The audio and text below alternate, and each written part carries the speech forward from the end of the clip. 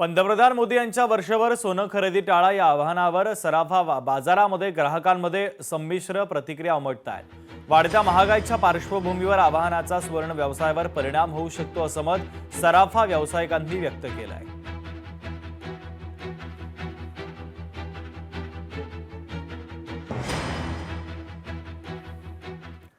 आखाती देशांमध्ये 3 महिन्यांपासून युद्ध सुरू आहे। याचा थेट परिणाम भारतामध्ये इंधन पुरवठ्यावर झालाय। या पार्श्वभूमीवर देशाचे पंतप्रधान नरेंद्र मोदी यांनी देशवासियांना पेट्रोल डिझेल कमी वापरण्याचा सल्ला दिलाय।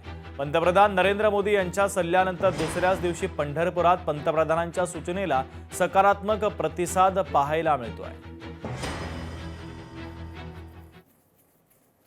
आखाती देशामध्ये जवळपास 3 महिने झाले युद्ध सुरू आहे आणि त्याचा थेट परिणाम पेट्रोल, डिझेल आणि गॅसवर झालेला आहे। याच पार्श्वभूमीवर देशाचे प्रधानमंत्री नरेंद्र मोदी यांनी काल देशवासियांना पेट्रोल, डिझेल कमी वापरण्याचा सल्ला दिलेला आहे, सूचना केलेल्या आहेत, जेणेकरून आपल्याला जास्त त्रास होणार नाही। इंपावर आलेले काही नागरिक आहेत, पंतप्रधानांनी सल्ला दिलेला आहे पेट्रोल डिझेलचा वापर कमी करा। काय वाटतं तुम्हाला? जो सल्ला दिलेला आहे तो युद्धजन्य परिस्थितीमुळे योग्य आहे असं वाटत आहे।